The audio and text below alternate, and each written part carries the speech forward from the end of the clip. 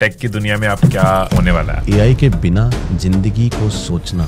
लेकिन मैं यहाँ आपकी मदद के लिए हूँ। कोई ऐसी इंडस्ट्री, कोई ऐसी जगह नहीं होगी जहाँ पे एआई नहीं होगा। मैं कैसे तैयार हो सकता हूँ एआई की दुनिया में कमाने के लिए, अपॉर्चुनिटीज इन कैश करने के लिए, बिजनेसेस बिल्ड करने के लिए। लर्निंग क्या करनी चाहिए यहाँ पे, एजेंटिक एआई क्या है उसको सीख लो थोड़ा सा। आने वाले 1 साल के अंदर बहुत सारी अपॉर्चुनिटीज ओपन हो जाएगी। लोग कहेंगे कि मुझे ऑटोमेट करनी है सारी चीजें, उसकी डिमांड बहुत बढ़ेगी। क्या बीटेक जैसी बैकग्राउंड चाहिए? नहीं चाहिए। अभी तक एआई सिर्फ हर इंसान सोचता था चैट जीपीटी है, उसके कहीं बियॉन्ड एआई है। चैट जीपीटी पे हर इंसान अपना कंटेंट डाल रहा है, अपनी पर्सनल लाइफ डाल रहा है। पूरा इंडिया का डेटा बाहर जा रहा है। हम लोग कैसे ध्यान रख सकते हैं कि बचे इन साइबर अटैक से? अटैक होता है, डीडोस अटैक बोलते हैं उसको। हम स्टार्टिंग के जो पासवर्ड रखते हैं ना, वो रखते हैं हमारा नाम, डेट ऑफ बर्थ, ऐसे हम रैंडम पासवर्ड रखते हैं। Attackers know this. Dark web के बारे में क्या हमें पता होना चाहिए? Dude, this is dark web. Risk है कि कोई भी आप जो आज डेटा डाल रहे हो, प्रोवाइडर पे डाल रहे हो, चाहे चैट जीपीटी चाहे व्हाट्सएप, आप डार्क वेब पे देख सकते हो। कल की डेट में सेल हो सकता है आपका डेटा। जैसे कुछ टाइम पहले डोमिनोज हैक हुआ था। Government agencies can't enter? नहीं, कुछ नहीं कर सकते, ट्रैकेबल नहीं होता। आप हिस्ट्री उठाकर देख लो, जिन्होंने भी आने वाली अपॉर्चुनिटी को पहचाना है, रियलाइज किया कि आगे क्या होने वाला है, चाहे वो इंटरनेट हो, चाहे वो मोबाइल फोन्स हो या सोशल मीडिया हो, उन लोगों ने वेल्थ बनाई है। और हम सबको पता है कि नेक्स्ट वेव जो है वो एआई की है।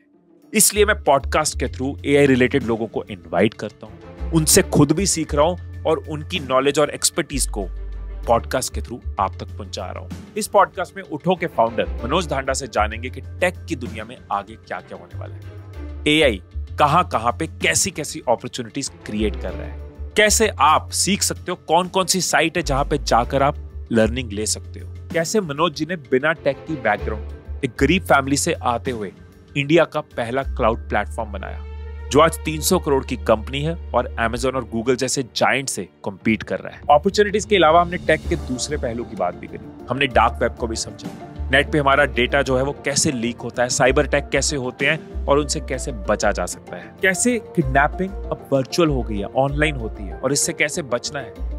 आप ही का डेटा पकड़ के आपको वापस देने के लिए 10 लाख से 10 करोड़ की वसूली या रैंसम मांगा जाता है। तो नॉलेज, इनसाइट्स, एजुकेशन और अपॉर्चुनिटी से भरा ये पॉडकास्ट है। तो आइए सीखते हैं उस इंसान से जिसने खुद अपॉर्चुनिटीज को टाइम पे समझा, मल्टी करोड़ बिजनेस बिल्ड किया और अब दूसरों को सिखाने के लिए हमारा साथ दिया। टेक की दुनिया में अब क्या आगे क्या होने वाला है, क्या क्या होने वाला है? पूरा शिफ्ट हो जाएगा एआई के बाद। अभी जैसे मैंने कहा, जो वर्क फ्लोज हैं, जो इंसान आज मैनुअल चीज़ें करते हैं कि वो दिन में एक बंदा है जो 30 ईमेल्स भेज रहा है, तो उसको वो भेजने की ज़रूरत नहीं है, वो ऑटोमेटिक जाएगा। उसको बस रिव्यू करना है एक बार बैठ के कि वो ठीक जा रहा है क्या, उसमें ट्वीक्स करने हैं, उसका रिपोर्टिंग स्ट्रक्चर देख के इन्हांस करना है उन चीज़ों को। तो जिसने एआई के अंदर अभी अपना हाथ गड़ा लिया, वो बहुत अच्छा सक्सेसफुल होगा आने वाले टाइम में, क्योंकि जितने भी वर्क फ्लोज बनेंगे एआई के ऊपर ही बनेंगे, जितने भी ऑटोमेशन होगी एआई के ऊपर ही बनेगी। एआई के बिना ज़िंदगी को सोचना नॉर्मल इंसान के लिए भी मेरे ख्याल से डिफ़िकल्ट होगा। एआई का रोल हर जगह होगा, कोई ऐसी इंडस्ट्री, कोई ऐसी जगह नहीं होगी जहाँ पे एआई नहीं होगा। किस तरह की अपॉर्चुनिटीज आपको लगता है एआई में आने वाली है? वन इज़ जो मैनुअल चीज़ें हम लोग करते हैं वो सब ऑटोमेट हो जाएगी।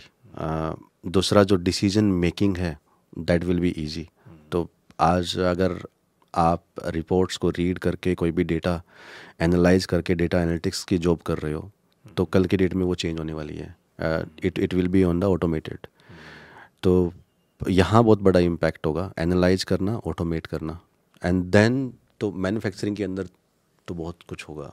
मैन्युफैक्चरिंग के अंदर जो एक छोटी सी मिस्टेक हो जाती है ना, उस मिस्टेक की वजह से करोड़ों का नुकसान होता है, क्योंकि जो लाइनें चलती है मैन्युफैक्चरिंग में बहुत हैवी होती है, प्रोडक्शन बहुत ज़्यादा होता है, तो वहाँ पे वो नुकसान बहुत बचेगा लोगों का।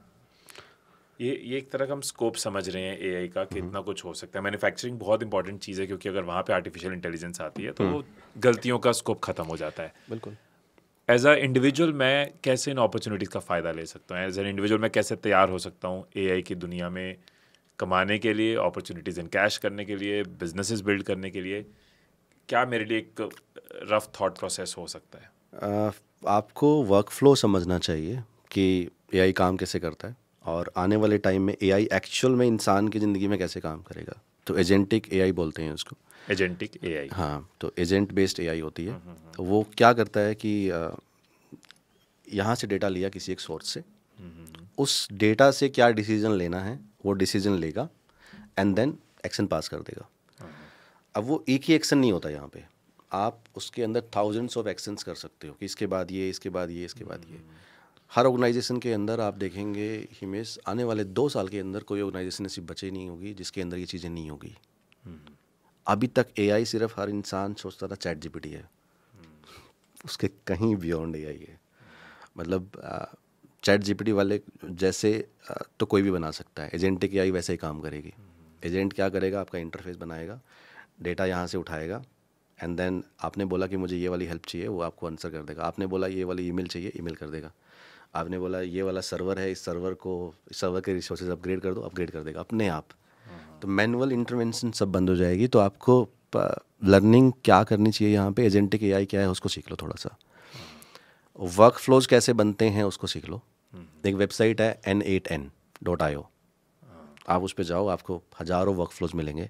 You will understand from that work flow कि एक बिज़नेस कैसे काम करता है, एक स्टार्टअप कैसे काम करता है, वो अपनी मार्केटिंग कैसे करता है, अपने बिजनेस के अंदर ऑपरेशंस कैसे चलाता है। वहाँ से दुनिया भर की चीज़ें सीखने को मिल सकता है, not related to even for AI, but आपको एक्चुअल में बिजनेस के फ्लो समझ में आ जाएंगे वहाँ पे कि कैसे काम करते हैं।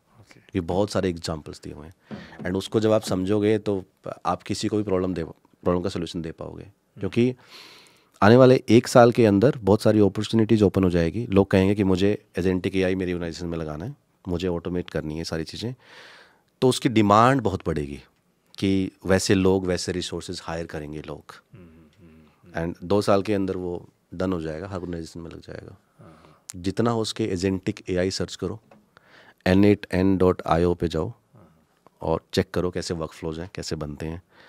हज़ारों वीडियोज़ है यूट्यूब पे, फ्री में सीख लो, क्योंकि 1 साल के बाद बहुत अच्छी अपॉर्चुनिटी है। बहुत आपने सोना रखा है अभी टेबल पे, तो ये बहुत इंपॉर्टेंट हो सकता है। सो अभी तक जो मैं समझाऊँ, एजेंटिक एआई समझो क्या है, एजेंट्स बनाना एआई के थ्रू, वर्क फ्लोज को समझो, राइट। जो आपने वेबसाइट बताई उस पे जाओ, यूट्यूब पे वीडियोस देखो।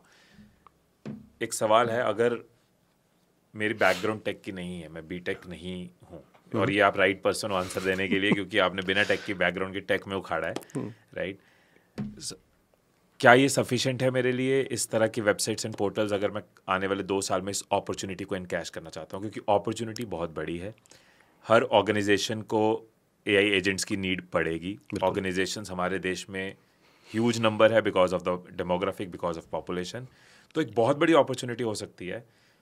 This can be a important guidance for viewers, इसलिए मैं इस चीज़ पे थोड़ा सा इसको अंडरस्टैंड करना चाह रहा हूँ।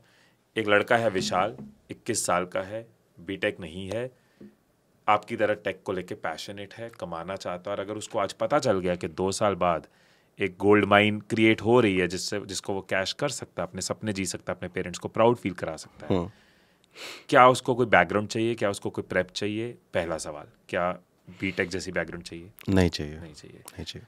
अगर वो इन चीज़ों को सीखता है, लर्न करता है, उसने ग्रिप बना ली कि वर्क फ्लोज क्या होते हैं और एआई के एजेंट्स कैसे काम करते हैं, अब उसको क्या करना है? अपॉर्चुनिटीज़ आपको मार्केट में दिखेगी। सबसे पहले आपको कुछ भी डिग्री कुछ भी नहीं चाहिए इसके लिए। आपको जो चाहिए वो चाहिए वन थिंग। आप वन थिंग बना लीजिए अगले 90 डेज़ के लिए कि मुझे ये सीखना है, मुझे इसके अंदर वर्क फ्लोज बनाने हैं। एंड जो बिजनेसेस आपके आसपास हैं, try to connect with them. सोचिए वो क्या प्रॉब्लम को फेस कर रहे हैं, उस वर्क फ्लो के थ्रू उनकी प्रॉब्लम को सॉल्व करने की कोशिश कीजिए। जो कि आपके आसपास हैं, आपको बता सकते हैं, आप कनेक्ट कर सकते हो। उनको बोलिए मैं फ्री में करके दूंगा, आपको कुछ नहीं करना। तो 3-4 वर्क फ्लो ऐसे बनाइए कुछ कंपनीज के लिए, जिसमें आपने जो सीखा है आपको टेस्टिमोनी मिल जाएगा कि हाँ मैंने सीख लिया है और मैं एक्जैक्टली वैल्यू ऐड कर पा रहा हूँ। एंड वही लोग आपको फिर बोलेंगे कि हाँ हमें आपकी सर्विस चाहिए। दूसरा, they are multiple freelancing website, आप वर्क है आप वहाँ पे जा सकते हो, वहाँ पे डाल सकते हो। वहाँ पे तो बहुत सारी डिमांड आने वाली है, क्योंकि रिसोर्सेज इस चीज़ के मार्केट में अभी कम होंगे, क्योंकि लोगों को मालूम नहीं है और लोगों को लगता है कि बहुत कॉम्प्लेक्स है। एआई का नाम आता है तो पता लगता है कि पता नहीं क्या क्या होगा, लेकिन एक्चुअल में कुछ नहीं है. These are the just work flows. And क्योंकि AI engineers are different and जो एजेंटिक इंजीनियर होंगे वो डिफरेंट होंगे. तो बहुत सिंपल है वर्क फ्लो को. तो ऑलरेडी एक इंसान जब एक वेबसाइट बना लेता था ड्रॉप डाउन करके कि यहाँ मुझे हेडर चाहिए, यहाँ मुझे ये कंटेंट डालना है, लोगो डाल दिया अटैच करके. सेम आपके वर्क फ्लोज में होता है. UI बेस्ड होता है. आपको कोड भी लिखने की ज़रूरत नहीं है वहाँ पे. एंड कोड के भी आपको बहुत सारे एग्जांपल्स वहाँ पे भी मिल जाएंगे. बस आपको वो चलाना सीखना है. तो जिस भी इंसान को कंप्यूटर आता है और थोड़ा सा लॉजिक कैसे लगती है चीज़ों में, फ्लो को समझ सकता है, फ्लो चार्ट्स को, वो इजीली बना पाएगा. वहाँ पे अपॉर्चुनिटी तो चल के आएगी, बस आपको सीखना है 3 महीने के लिए. एक बार एक एग्जांपल लेके चलते हैं कि मान लो अगेन वापस आता हूँ. विशाल है, 21-22 साल का है, वो रहता है दिल्ली की रोहिणी में, राइट. अब वो उसके आसपास NSP है, जनकपुरी है, ये सब है और कई ऑर्गेनाइजेशंस ऑफिसेज हैं. कोई एग्जांपल दो किस तरह का बिजनेस एग्जिस्ट करते हैं, उस बिजनेस को जाके क्या वो सोल्यूशन दे सकता है. आप देखो कोई भी ई-कॉमर्स वाला है, आप उसके पास जा सकते हो. कोई भी अगर स्टोर है उसके पास जा सकते हो, क्योंकि स्टोर वाला आज सारी इन्वेंट्री हो सकता है कॉपी के अंदर मैनेज कर रहा हो, मैनुअली मैनेज कर रहा हो, जो कि बहुत सारे एरर्स होते हैं. बहुत सारे प्रोडक्ट ऐसे होते हैं जो कि एक्सपायर हो जाते हैं, फिर भी आपके शेल्फ में रखे रहते हैं. देन कस्टमर आके बोलता है कि यार एक्सपायर क्यों बेच रहे हो. उन सब से बचा सकते हो आप उसको. तो उस स्टोर के लिए भी आप एक वर्क फ्लो बना सकते हो. उसको ऑलमोस्ट कंप्यूटर हर स्टॉप में होता है. उसको बोलेंगे मैं आपको ये करके दूंगा, आपको बस अपना डेटा जो आप कॉपी में लिखते हो ना, आप इस कंप्यूटर में लिख दिया करो. ये रही एक्सेल फाइल, गूगल सीट है, यहाँ पे आप जाओ, अपना डेटा डालो. उस गूगल सीट से वो वर्क फ्लो अपने आप उस डेटा को उठाएगा, चेक करेगा, और आपने वर्क फ्लो में डाल दिया कि ये अलर्ट आ जाए या एक दूसरी सीट बन जाए, उसके अंदर आ जाए कि ये वाला प्रोडक्ट एक्सपायर होने वाला है. तो आप सोचो वो सोप वाला उस वाले प्रोडक्ट को आगे रखेगा, बोलेगा मैम इसके ऊपर ऑफ़र है, आप ये ले लो. एक्सपायर होने से पहले वो प्रोडक्ट बिक जाएगा. और कोई भी इंसान आके ये नहीं बोल पाएगा कि ये एक्सपायर क्यों बेच रहे हो भाई, उससे भी बच जाएगा. तो इन्वेंट्री अच्छे से मैनेज होगी. जो माल नहीं बिक रहा, अटका हुआ है, कितने दिन से अटका हुआ है, उस माल को जल्दी निकाल पाएगा. ये बहुत सिंपल सोल्यूशन आई थिंक किसी को भी दे सकते हो. सो AI की पावर से जो पहले एक प्रिडिक्टिव एल्गोरिदम जैसी चीज़ बनाना या स्टॉक एल्गोरिदम्स की जैसी चीज़ बनाना, जो बनाने के लिए कई कोडर्स कई टेक लगते थे, कितना बड़ा पोटेंशियल है कि हर शहर में कितने बिजनेस हैं, हर बिजनेस के अंदर हम उनको हेल्प कर सकते हैं with AI without a super tech background. सिर्फ वो चुल चाहिए, जिद चाहिए कि 2-3 महीने लगा के समझ लो और अपने लोकल लेवल पे बिजनेसेस को सर्विस देनी शुरू कर दो. और शायद अगर मैंने एक ग्रोसरी स्टोर के लिए सोल्यूशन बना दिया तो दूसरे के लिए मेरी उतनी एफर्ट नहीं लगनी. बिल्कुल अब नहीं मेरी लगनी है. रेप्लिकेशन शुरू होती है और मल्टीप्लिकेशन ऑफ बिजनेस शुरू होती है, मल्टीप्लिकेशन ऑफ इनकम शुरू होती है. अगेन विदाउट एनी सुपर, ना IIT जाने की जरूरत है इसके लिए, ना कोई मुझे 5-7 साल की कोई टेक की पढ़ाई करने की. बिल्कुल, आपको बस एक बिजनेस से जुड़ना है. एंड उसके अंदर जब आपने ये वाली प्रॉब्लम सॉल्व कर दी, इन्वेंट्री वाली, दूसरी प्रॉब्लम है ना, वो खुद बताएगा कि यार मज़ा आ गया, ये वाली भी कर सकता है क्यों.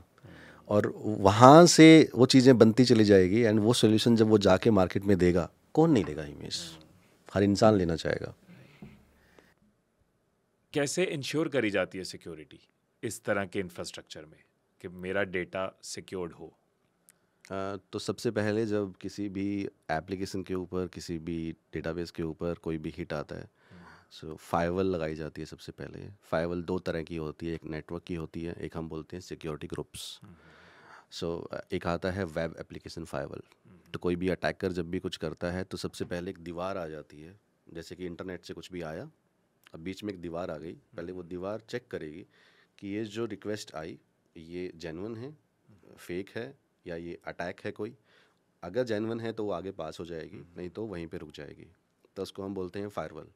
उसके अंदर पॉलिसी लगा देते हैं कि अगर इस तरीके का कंटेंट आएगा, फायरवॉल दोनों तरीके की हो सकती है, वेब भी, एप्लीकेशन भी, web firewall and network firewall. So वहाँ पे पॉलिसीज लगाते हैं हम लोग. फॉर एग्जांपल अगर आपने बोला कि मुझे सिर्फ इंडिया से ट्रैफिक चाहिए, तो फायरवॉल क्या चेक करेगी कि जो कनेक्शन आया बाहर से, उसका IP एड्रेस का लोकेशन क्या है, इज इट इंडिया. अगर इंडिया है तो सिर्फ इंडिया को अलाउड करेगी, बाकी को डिसअलाउड कर देगी, तो वहीं पे रुक जाएगा. उसके बाद आता है हमारा सिक्योरिटी ग्रुप. उसमें हम इनेबल करते हैं कि हमारे कौन से सर्विस पोर्ट हैं जो कि हमें इनेबल करने हैं बाहर के लिए, कि ये एक्सेसिबल है, ये नहीं हो सकते. जैसे कि लाइनक्स सिस्टम में होता है, SSH होता है, डेटाबेस के पोर्ट्स होते हैं, आपके विंडोज़ में होते हैं RDP के पोर्ट्स. आप एक सिस्टम को कहीं से भी एक्सेस कर सकते हो, वो पोर्ट जनरली क्लोज करने होते हैं. क्योंकि आपकी जो पब्लिक है, आपके जो कस्टमर्स हैं, उनको चाहिए कि आपका एंड पॉइंट किस पे ओपन होगा। नॉर्मली पोर्ट 80, पोर्ट 443 ऐसे कुछ पोर्ट्स होते हैं जिनको अलाउड करते हैं, तो वहाँ पे सिक्योरिटी ग्रुप काम आता है। एंड सिक्योरिटी ग्रुप जब पास हो गया तो आगे ट्रैफिक जाता है। देन सर्वर के अंदर भी हार्डनिंग होती है कि अगर रिक्वेस्ट यहाँ से किसी भी तरीके से पास होके चली गई, ये हैंडल नहीं कर पाया, तो सर्वर के अंदर आपने क्या हार्डनिंग की हुई है कि वो किन फाइल्स में चेंजेस कर सकता है, कैसी फाइलों को रन कर सकता है। जैसे रैंसमवेयर आया था। जैसे टेक्निकली तो ऑफ कोर्स अगर मैं एक बार लेमैन की तरह चलूँ तो जो हम न्यूज़ में सुनते हैं, मैं उस एंगल से एक बार पूछने की कोशिश करूँ। फॉर एग्जांपल जब ऑपरेशन सिंदूर हुआ, उसके बाद साइबर अटैक्स की बातें आई कि ये भी आजकल एक वॉरफेयर हो गया, साइबर वॉरफेयर। बिल्कुल। राइट, कि साइबर तो उस दौरान किस तरह के थ्रेट्स आते हैं, किन चीज़ों पे थ्रेट आते हैं जब हम कहते हैं साइबर अटैक हो रहा है? मतलब एक कंट्री जो फाइट कर रही है बॉर्डर पे, वो बदला ले रही है, राइट, एंड दूसरी तरफ हम साइबर अटैक्स भी हो रहे हैं। वहाँ क्या करने वाला है? वहाँ कुछ नहीं समझ आता। वो लड़ाई समझ आ रही है कि हमें कैसे दुश्मनों को चने चबाने हैं, लेकिन बिल्कुल। यहाँ क्या करना है? उस टाइम पे याद आता है कि आपके पास फायरवॉल होना चाहिए, फर्स्ट रिक्वायरमेंट। जैसे कि ये वार जब हुआ तो हमारे पास बहुत सारे कॉल आए कि we need web application firewall and we need to disable specially that country, कि हमें पाकिस्तान को अभी डिजेबल करना है, वहाँ से हमें कोई एक्सेस नहीं आना चाहिए। सम पीपल आस्क कि हमें सिर्फ इंडिया से ट्रैफिक चाहिए, हमें कहीं और बाहर से चाहिए नहीं, खासकर जो इंडिया में लोग बिजनेस करते हैं। तो सिक्योरिटी बढ़ जाती है उस टाइम पे, सबके कान खड़े हो जाते हैं। नॉर्मली मैंने ये देखा है बहुत टाइम में क्या होता है, चीज़ें बिल्डअप होती जाती है, सिक्योरिटी के ऊपर फोकस कम रह जाता है। बट जब ऐसी सिचुएशंस आती है तो देन अलर्ट हो जाते हैं सब कोई। अटैक की अगर बात करूँ, कैसे अटैक आते हैं, एक अटैक होता है डिडोस अटैक बोलते हैं उसको। डिडोस अटैक में क्या होता है, मान लीजिए एक नॉर्मल यूज़र आपके पास 10 कनेक्शंस भेजेगा, कुछ भी एक्सचेंज करना है उसको इंटरनेट के थ्रू। जैसे कि उसने एक वेबसाइट ब्राउज की, उसमें 10 फाइलें हैं, इमेजेस हैं, 10 इमेजेस दिखेगी तो 10 कनेक्शन आए आपके पास। ऐसे ही कंटेंट के कनेक्शन आएंगे। वो क्या करता है, वो आपके पास 10 लाख कनेक्शन भेज देगा, 1 करोड़ कनेक्शन भेज देगा। आप सोचो आपके सिस्टम में एक ही टाइम पे किसी ने 10 लाख फाइलें ओपन कर दी, सो वो हैंग हो जाएगा। सो ऐसे अटैक होते हैं जिसकी वजह से पूरा सिस्टम हैंग हो जाता है।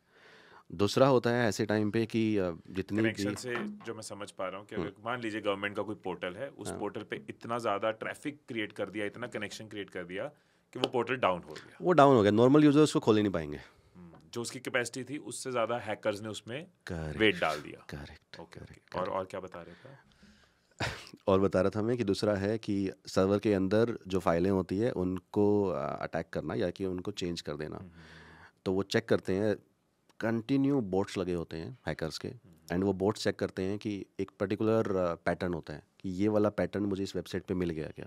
अगर मिल गया तो उसको पता है कि मैं यहाँ पे एक फ़ाइल अपलोड करूँगा एंड मुझे इसके पूरे सर्वर का एक्सेस मिल जाएगा।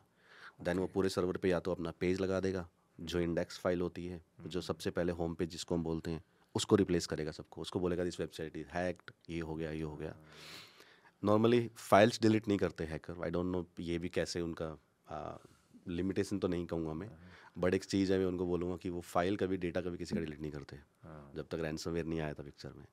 जस्ट इंडेक्स पेज लगाएंगे, बोलेंगे एक एथिक, एक अनएथिकल बंदे का भी एक एथिक। हाँ, मतलब बड़ा अजीब सा लगता है ये देख के। मैंने कभी नहीं देखा कि उन्होंने किसी की भी फाइलें डिलीट कर दी हो। जब हम रिटेल होस्टिंग में ज़्यादातर तो वेबसाइटें होता रहा उस टाइम पे हैक हो गया, क्योंकि रिटेल होस्टिंग में एक सर्वर पे हज़ारों वेबसाइट्स होती है, तो किसी एक में वर्नेबिलिटी है तो पूरे सर्वर का एक्सेस मिल जाता था। देन उसके बाद उसका सोल्यूशन आया, वो हुआ। जैसे मूवीज में माफिया नहीं होते कि ये भाई ये नहीं करेगा, औरत पे हम हाथ नहीं उठाएगा, कुछ हाँ। भी हो जाए। करेक्ट। तो ये होता है। अभी ransomware is very common. Ransomware क्या होता है, उसको बाहर से किसी को देखने की ज़रूरत नहीं होती कि ये वर्नेबल है कि नहीं है। वो क्या करेगा, आपकी ईमेल्स पे मेल करेगा। अभी जब ये अटैक्स हो रहे थे तो बहुत सारे लोग उनके पास ईमेल आई होंगी ऐसी।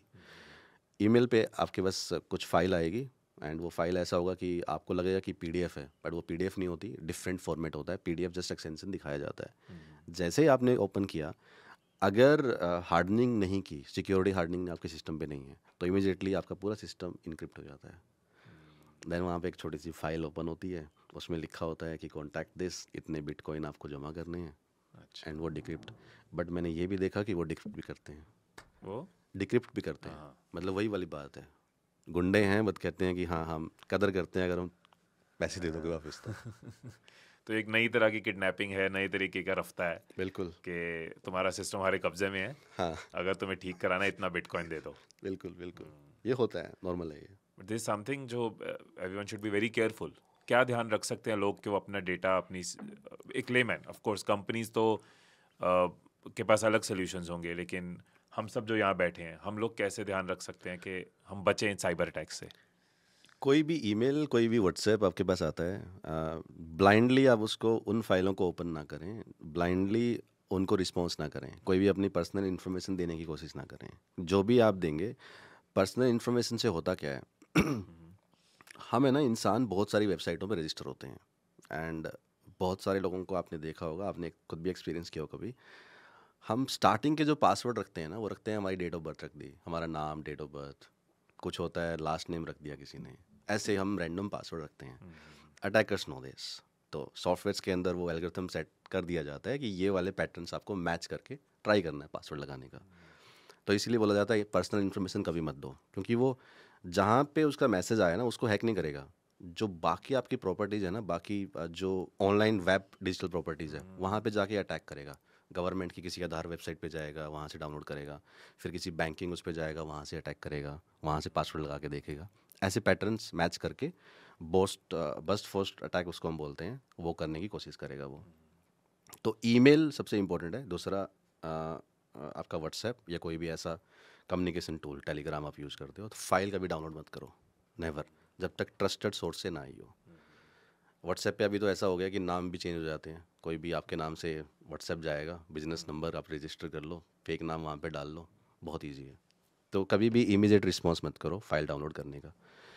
दूसरा, अगर आप वेब सर्वर चलाते हो, डेटाबेस चलाते हो और आप इंटरप्राइज हो या एक स्टार्टअप हो, तो हमेशा सबसे पहले आपको ये देखना है, बिल्डिंग बाद में है, सबसे पहले जो आप बिल्ड कर रहे हो उसकी सेफ्टी सबसे पहले देख लो, क्योंकि जो आपने कोड लिखा, जो आपने बनाया, वो कब इनक्रिप्ट हो जाएगा। एंड बहुत सारे केसेस जो पहले रैंसमवेयर आता था, अब तो कम हो गया है, अब लोग अवेयर हो गए हैं, क्योंकि जब पहले रैंसमवेयर आता था हिमेश, बहुत लोगों के पास पैसे नहीं होते थे देने के लिए उस डेटा को वापस लेने के लिए, और एक फियर हमेशा से रहता है कि यार उस इंसान को मैं जानता ही नहीं जो मुझसे इतने पैसे मांग रहा है, और पैसे कम नहीं होते।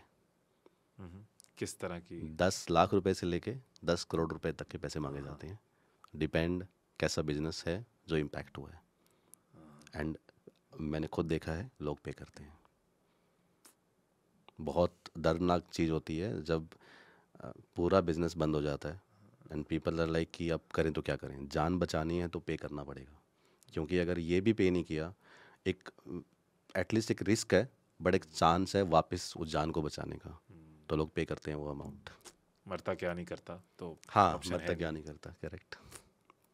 तो ये चीज़ें होती है। तो मैं कहता हूँ कि आप कुछ भी अगर बना रहे हो, बना लो, बनाने से पहले अपनी डिजिटल सिक्योरिटी है ना, आप सबसे पहले करो, क्योंकि फिजिकल अटैक्स, फिजिकल वॉर अभी आगे आने वाले टाइम में कम हो जाएंगे, लेकिन डिजिटल बहुत बढ़ेंगे, क्योंकि हमारा डेटा, हम सब कुछ जो कर रहे हैं वो डिजिटली है।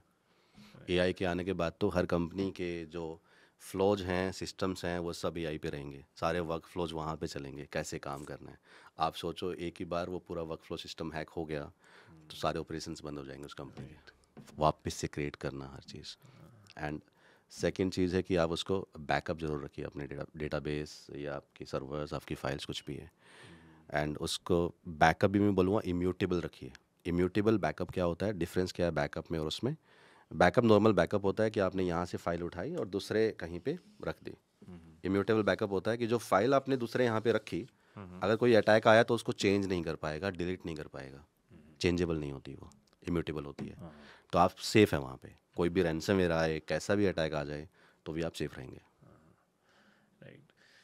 आपकी बात से मैं यही एनालाइज कर पा रहा हूँ कि जैसे आपने बीच में बोला भी था कि जब वॉर होती है, अगर हम ट्रेडिशनल बात करें, फिजिकल वॉर जो है उसमें हम कहते हैं भी बॉर्डर पे सिक्योरिटी बढ़ा दो, राइट, बॉर्डर पे आर्मी बढ़ा दो, थ्रेट है हमें, और पैरेलल ये भी चल रहा है कि थ्रेट है तो इस कंट्री की तरफ ट्रैफिक को डिक्रीज कर दो, इधर फायरवॉल लगा दो, बेसिकली डिजिटली सिक्योरिटी बढ़ा दो, भी उतना इंपॉर्टेंट हो रहा है। बिल्कुल क्योंकि बिल्कुल everything is digital, from banking to health care, हर चीज़ डिजिटल है। बिल्कुल। आप देखो ना, यूपीआई, आप एक छोटा सा एग्जांपल है, यूपीआई आप देख लो, छोटा भी नहीं, बहुत बड़ा एग्जांपल एक्चुअली इंडिया में तो, क्योंकि आप देखो हर कोई इंसान यूपीआई यूज कर रहा है, एंड जितने भी बैंक्स होते हैं, जितने भी एप्लीकेशंस होते हैं यूपीआई की, सब क्लाउड के ऊपर है. वी हैव मल्टीपल कस्टमर्स जो कि यूपीआई सर्विसेज देते हैं बैंक्स को. एंड सबसे पहले उन्हीं के यहाँ से हमें ये सारी रिक्वेस्ट आई कि we have to block all the country and just enable India. बहुत बड़ा थ्रेट है वो. एक यूपीआई के अंदर अगर कोई भी इंसान घुस गया तो आप सोचो वो कितना बड़ा फ्रॉड कर सकता है, कितनी सारी ट्रांजेक्शन्स को इधर से उधर कर सकता है. एंड उसको चेंज करना, उसको ठीक करना बहुत बड़ा ब्लंडर हो जाता है वो. इंटरेस्टिंग. हमने शुरू में जब बात करी थी data centres up and running करने के लिए इतना कुछ होता है, आपने सारा इंफ्रास्ट्रक्चर एक्सप्लेन किया, और फिर भी ये कभी कभी क्यों होता है कि व्हाट्सएप या फिर फेसबुक डाउन हो जाते हैं या ओपन ए डाउन हो जाता है? ये डाउन क्यों हो जाते हैं? अचानक नहीं हो जाते भाई व्हाट्सएप डाउन है? कुछ रीजंस होते हैं, इंजीनियर मिस्टेक्स होती है. वो क्या होती है, जब भी कोई भी एप्लीकेशंस बनती है तो एप्लीकेशन की एक पाइपलाइन होती है. तो उस पाइपलाइन को सक्सेस करके ही आगे कोड जाता है सर्वर्स के ऊपर. बहुत बार ऐसा होता है कि वो जो पाइपलाइन है वो सक्सेस हो गई और कोड आगे चला गया. उस कोड के अंदर कोई वल्नरेबिलिटी थी या कोई एक ऐसा बग था जिसकी वजह से वो पूरा सिस्टम बंद हो गया, वो कोड चलना आगे बंद हो गया.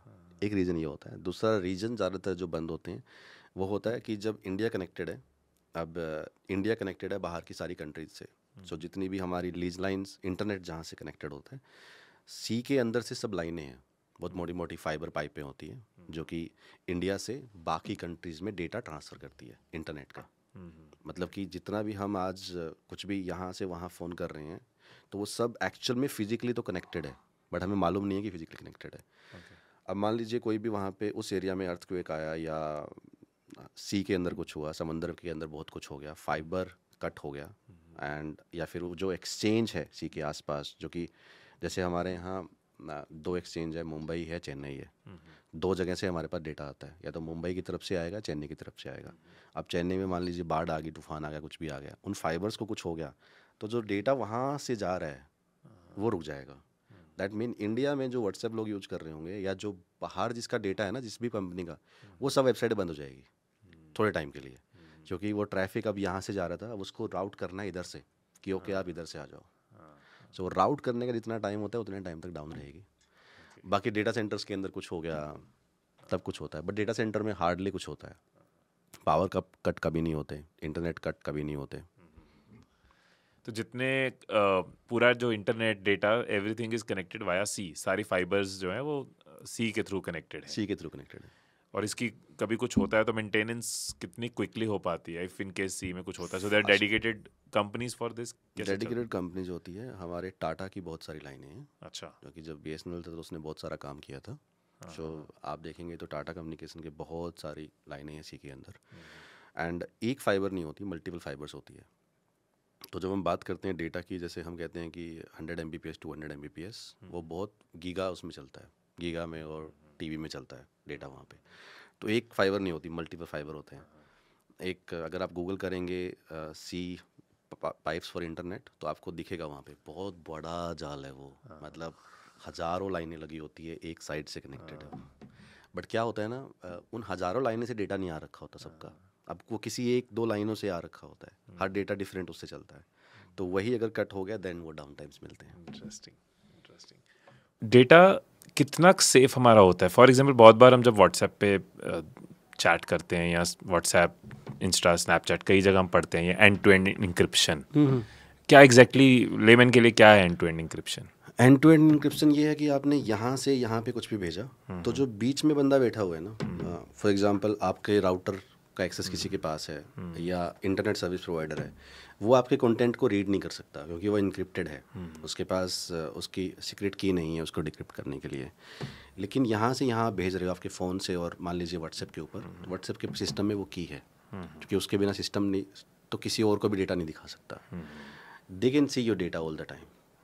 बट बीच में जो मिडल मैन होता है, एजेंसीज होती है, वो कभी भी डेटा नहीं देख सकती आपका. तो आप किसी को भी कुछ भी भेज रहे हो, कोई भी फ़ोन कॉल कर रहे हो, कोई उसको टैप नहीं कर पाता अगर आप व्हाट्सएप के थ्रू करते हो. इसलिए आप देखोगे जितने लेटेस्ट स्कैम हो रहे हैं सब व्हाट्सएप के थ्रू कॉल आती हैं या मैसेज आते हैं, क्योंकि ट्रैक करना कि कहाँ से ओरिजिनेट हुआ वो बहुत डिफ़िकल्ट है. बट ये वाली जो ऑर्गेनाइजेशन है जिसका आप सर्विस यूज़ कर रहे हो, अगर अब आप वहाँ पे फ़ोटो भेज रहे हो, कुछ भी कंटेंट कर रहे हो, कभी भी देख सकते हैं. नॉर्मली जो देखा जाता है डेटा ऐड दिखाने के लिए देखा जाता है, ह्यूमन नहीं देखता उसको. डेफिनेटली टूल्स होते हैं जो उसको एनालाइज करते हैं. उस डेटा को एनालाइज करके आपके पैटर्न्स को चेक करते हैं, आप क्या बातें कर रहे हो, क्या डिस्कस कर रहे हो, अकॉर्डिंगली आपको ऐड दिखाई जाती है। क्योंकि ऐड है जिससे उनको रेवेन्यू बनता है और कोई इनकम सोर्स नहीं होता ऐसे प्लेटफॉर्म के पास। सो इस केस में तो यही है कि जो भी सेंसिटिव इन्फॉर्मेशन है वो कोशिश कीजिए उसके थ्रू ट्रैवल ना कराएं, क्योंकि कभी भी अगर कोई भी सिस्टम कॉम्प्रोमाइज़ होता है ऐसी ऑर्गेनाइजेशन का, या कोई भी इंटरनल थ्रेट होता है एम्प्लॉयज़ के थ्रू भी, देन आपको रिस्क होता है वहाँ पे।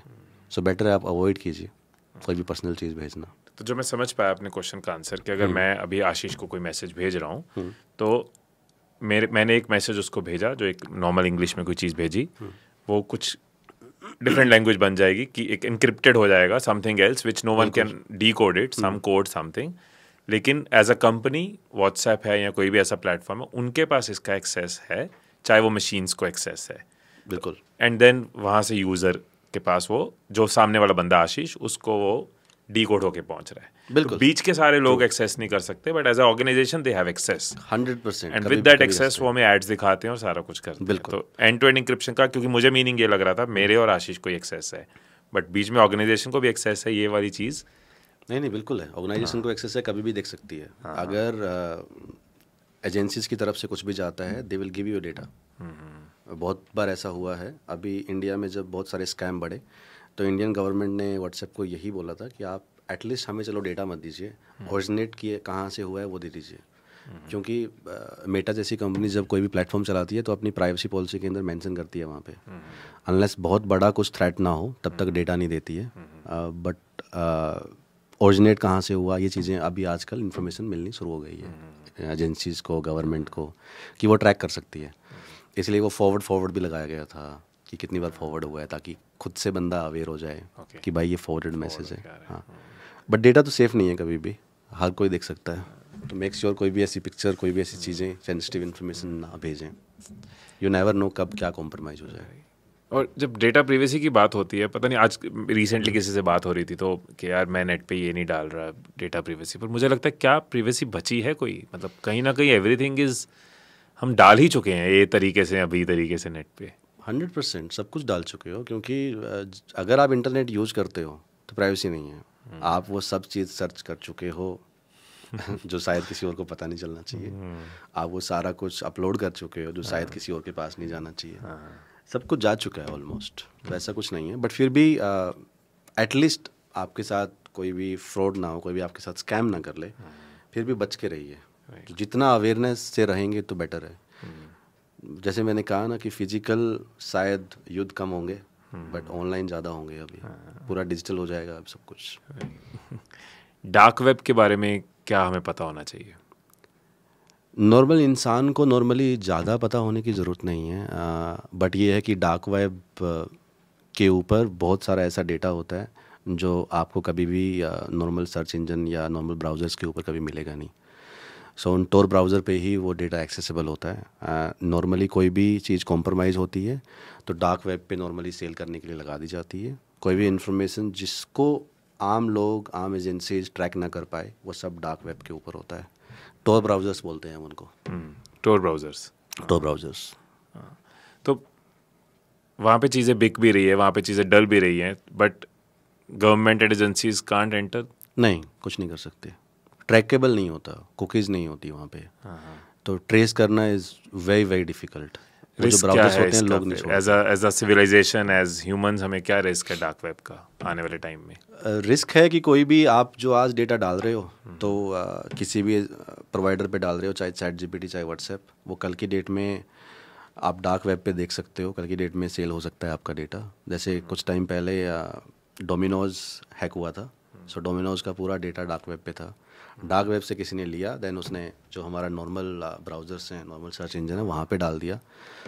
आप उसमें सब कुछ देख पा रहे थे, किस इंसान ने किस लोकेशन पे कितने ऑर्डर किए हैं। हर चीज़ देख पा रहे थे, पब्लिक डेटा था वो। आप किसी का भी नंबर डालिए and then you will get the list कि ओके यहाँ पे पिज़्ज़ाज ऑर्डर हुए हैं। बहुत सारे डाइवोर्स हुए थे उस टाइम पे इंडिया में। बहुत सारे ऐसे लोग बहुत सारे ऐसे लोग हुए कि जो कभी शेयर नहीं करना चाहेगा कि यहाँ पे मैंने कभी ये चीज़ की है, बट वहाँ वो हिस्ट्री में दिखी। बहुत बहुत बड़ा हुआ था डोमिनोज की हिस्ट्री में। बट ये बहुत बड़ा थ्रेट है एज एज एज इंडिविजुअल हर किसी को ये डेटा को थ्रेट है, चीज़ें बहुत गलत चीज़ें भी वहाँ बिकती हैं, राइट? सोल्यूशन अवेयरनेस कि आप जो चीज़ डाल रहे हैं कल की डेट में वो पब्लिकली हो सकती है।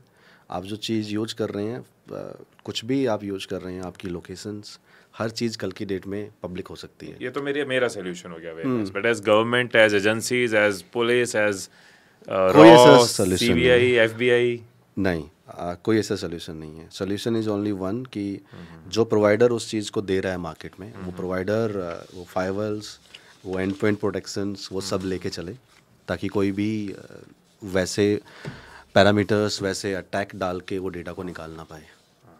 तो वहाँ सिक्योरिटी की ज़रूरत है। इंटरेस्टिंग। क्या आपका बिजनेस है एग्जैक्टली क्या आप इस टाइम पे कर रहे हो, क्या प्रॉब्लम सॉल्व कर रहे हो, क्या आप उखाड़ रहे हो? आप देख रहे होंगे आज के टाइम में हर जगह बात चल रही है एआई की। आज के टाइम में हर जगह बात चल रही है कि इंडिया से कोई सैस कंपनी क्यों नहीं बन सकती। तो एक बहुत बड़ी प्रॉब्लम है। डेटा हमारा है, लोग हमारे हैं, बिजनेसेस हमारे हैं, कस्टमर भी हमारे हैं, लेकिन जो डेटा होस्टेड है ना, वो आज भी फॉरेन क्लाउड प्रोवाइडर्स के ऊपर होस्टेड था। सो वी वर लाइक कि क्यों करना है हमें वहाँ पे।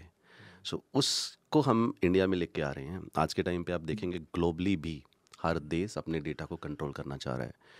क्यों करना है हिमेश? क्योंकि अगर आज नहीं किया तो कल की डेट में हमें परमिशन लेनी पड़ेगी हमारे ही डेटा को एक्सेस लेने के लिए उन फॉरेन प्रोवाइडर से, कि भाई ये हुआ है, कैन यू टेल अस क्या है, किसका है। अगर इंडिया में होगा, देश की धरती पे होगा, सारे कंप्लाइंसेस पूरे होते हैं, आपकी प्राइवेसी रहती है, आपका डेटा इंडिया से बाहर नहीं जाता। आज अगर आप देखेंगे चैट जीपीटी एक नॉर्मल एग्जांपल है।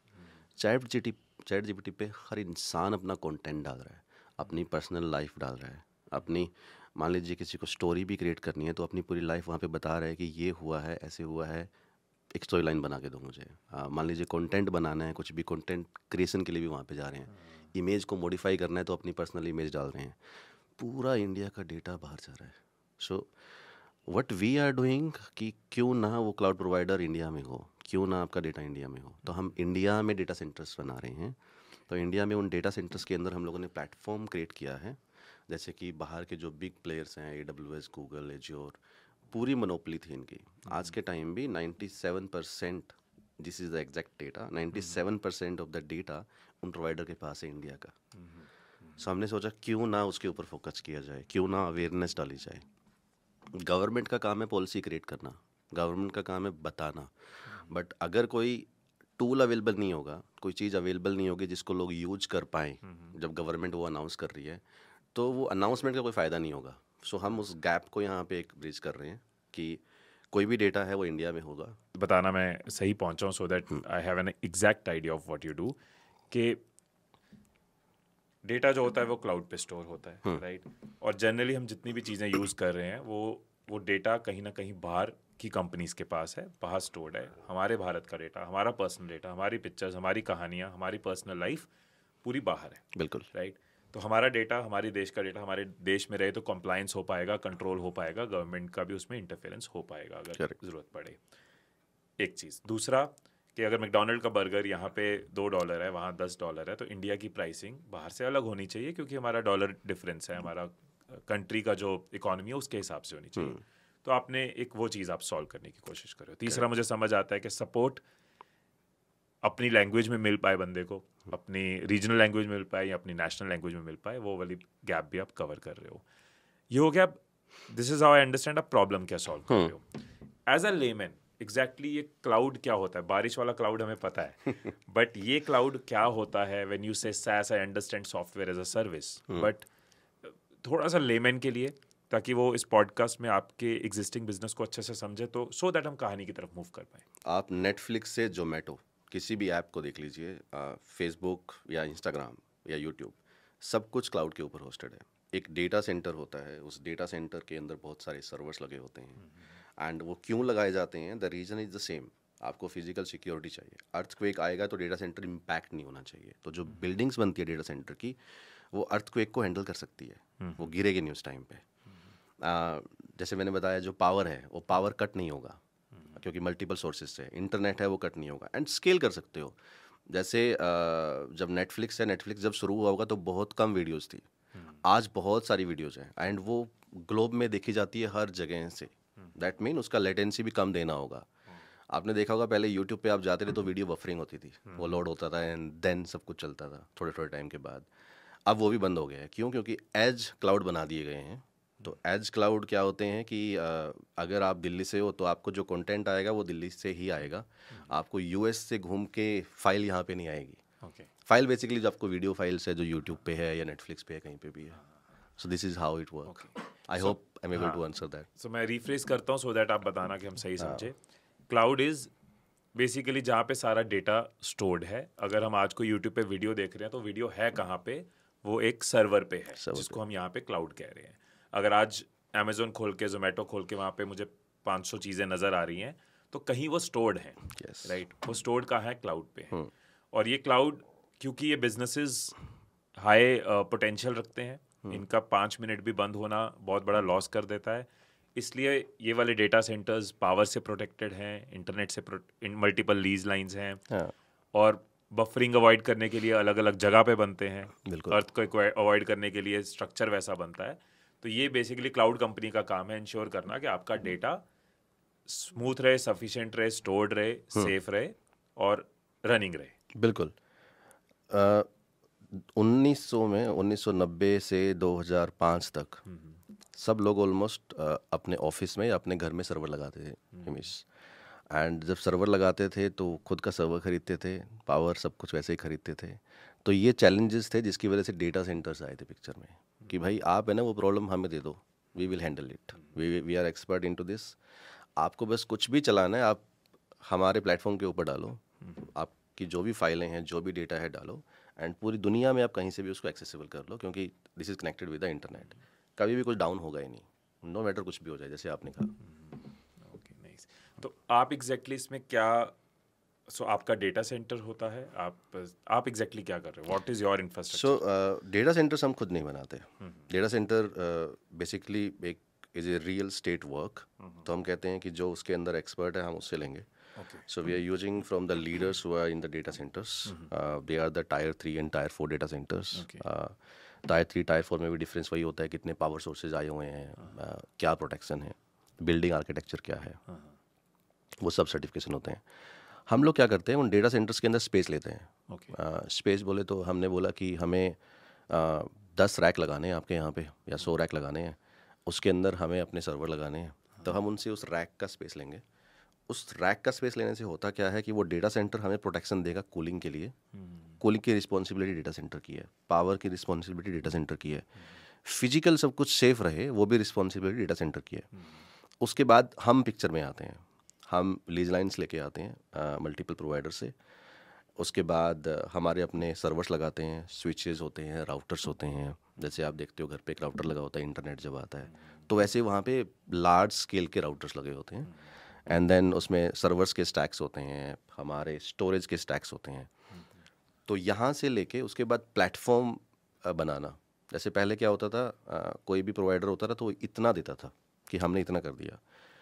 हमने क्या किया, क्योंकि जो बाकी प्लेयर्स हैं बाहर के वो क्या कर रहे हैं कि आपको डायरेक्टली सर्वर्स लेने की ज़रूरत नहीं है, आपको पूरा कुछ खरीदने की ज़रूरत नहीं है। हम क्या करेंगे, आपके लिए प्लेटफॉर्म बनाएंगे, आपको अपनी ऐप डालनी है, अपना डेटाबेस डालना है, तो आप सिर्फ उस डेटाबेस के लिए हमसे वो प्लान लोगे कि डायरेक्टली डेटाबेस हो जाएगा। डेटाबेस इंस्टॉल कैसे करना है, उसका मेंटेनेंस क्या है, वो भी अभी देखने की ज़रूरत नहीं है। जबकि पहले तो होता था कि सर्वर के अंदर ओएस भी कस्टमर डालेगा, डेटाबेस भी खुद देखेगा, वेब सर्वर्स भी खुद डालेगा। वेब सर्वर्स होते हैं जिन पे वेबसाइट चलती है, एंड उनका बैकअप, उनकी मेंटेनेंस सब कस्टमर करेगा। तो वो अभी जब क्लाउड प्रोवाइडर पिक्चर में आ गया तो वो भी ख़त्म हो गया। हम कहते हैं कि आप अपना डेटा डाल दो, हमारे प्लेटफॉर्म पे आओ, आप बोलो जी मुझे ये वाला एप्लीकेशन होस्ट करना है, मेरा एप्लीकेशन इस वाली लैंग्वेज में बना हुआ है। डिफरेंट लैंग्वेज होती है, PHP होती है, Node.js होता है, रिएक्ट होता है। तो वो अपना कोड डालता है एंड वो कोड चलना उससे शुरू हो जाता है। कुछ डेवलपर्स होते हैं वो कहते हैं कि नहीं, ये वेब सर्वर ये सब मैं खुद इंस्टॉल करूँगा, मेरा अपना ऑर्केस्ट्रेशन है पूरा, आई विल डू इट।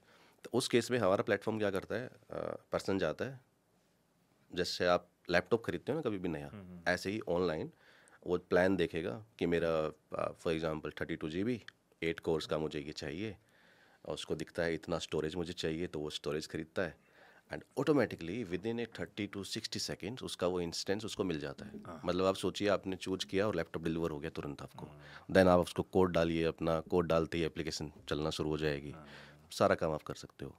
पूरा कंट्रोल उसमें कस्टमर के पास होता है, उसको कितनी देर के लिए यूज करना है, उसके बाद उसको बंद करना है, चालू रखना है, अपस्केल करना है, सब कुछ। तो हम पिक्चर में कहाँ आए? डेटा सेंटर था, डेटा सेंटर के बाद हमने सर्वर्स लगाए, हमारे अपने रैक्स लगाए, लीज लाइन्स लेके आए, उसको पूरा स्टैक बनाया, देन उसके ऊपर टेक्नोलॉजी बिल्ड किया प्लेटफॉर्म, जिससे कि कोई भी आ सकता है और आपके यहाँ सर्वर्स डिप्लॉय कर सकता है विद इन ए सेकेंड्स। कोई भी आ सकता है आपके यहाँ डेटाबेस डिप्लॉय कर सकता है विद इन ए सेकेंड्स। ये वाली चीज़ आज तक इंडिया में नहीं थी पहले जब हमने बनाई। इट वाज लाइक कि हमें बाहर जाना पड़ेगा, वहीं से खरीदना पड़ेगा। तो वो विद इन ए सेकेंड्स बना सकता है और पूरा कंट्रोल कर सकता है उसका। तो उसका बिलिंग से लेके क्रिएशन, पूरा लाइफ साइकिल सब कस्टमर के हाथ में होता है, पूरा कंट्रोल उसके हाथ में होता है। जिस मार्केट में अमेजोन जैसे प्लेयर हैं, गूगल जैसे प्लेयर हैं, उसमें उनको compete करना, ये इसकी वायबिलिटी, इसकी प्रैक्टिकलिटी कितनी है?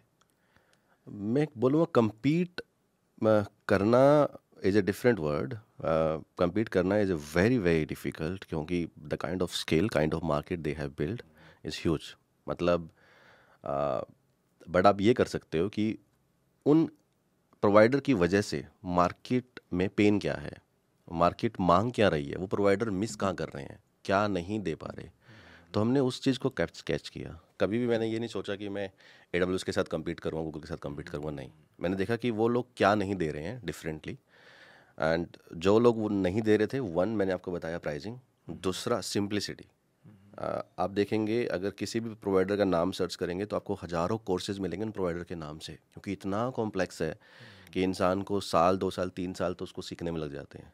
उस प्रॉब्लम को हमने सोल्व कर दिया। हमने कहा कोई भी लेमन भी अगर उस प्लेटफॉर्म को यूज़ करेगा तो वो सिंपल वे में चीज़ें डिप्लॉय कर सकता है। जैसे मैंने आपको बताया, उसको सीधा पता है मुझे ये वाली चीज़ चाहिए, वो जाएगा, सेलेक्ट करेगा और तुरंत उसको मिल जाएगी, और उसको बहुत सारे कॉन्फ़िगरेशंस नहीं करने। एक तरीके से मैं बोलूँ कि पीछे का जो जाल होता है ना, जैसे आपने कभी कोई रैक देखा हो, कोई पिक्चर देखी हो, एक बहुत सारे सर्वर्स लगे होते हैं, पीछे वायरें ऐसे, है ना, तो वो हम हैंडल करते हैं एक तरीके से। कॉम्प्लेक्सिटी जितनी भी है, कस्टमर को साफ सुथरा सिंप्लिसिटी देते हैं आगे, ताकि वो इजी वे में कर पाए। तो अगर compete करने में जाता है इसमें हिमेश, तो बहुत लंबा साइकिल था, and I believe it was little difficult to do that. आपने बहुत इंपॉर्टेंट एक लेसन यहाँ पे दिया हर किसी के लिए, कि अगर कोई मार्केट में कोई 1-2 बड़े प्लेयर हैं और मेजर मार्केट शेयर लेके बैठे हैं, तो the very right way of doing business is try to understand कि कौन सी चीज़ें वो नहीं कर पा रहे।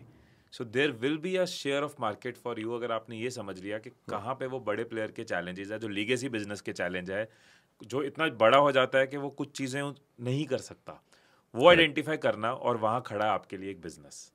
बिल्कुल, एब्सोल्युटली। और ऐसी अपॉर्चुनिटीज़ हर जगह हैं। रिसेंटली मैंने इंडिया में भी देखा, हमारे डिलीवरी वाले सेगमेंट में भी ऐसा कुछ हुआ कि जो हमारे डिलीवरी के प्लेटफॉर्म्स हैं इंडिया में, वो बहुत सारी चीज़ें ऐसी कर रहे थे जो शायद नहीं करनी चाहिए, एंड वो गैप पकड़ा उस बंदे ने, एंड उस गैप को सोल्व करने निकल गया। क्या एग्जैक्टली? आप देखेंगे जोमेटो या ब्लिंकिट, ये जो बहुत सारी कंपनियां हैं, ये हाई सर्च चार्जेस लगाती थी डिलीवरी के लिए।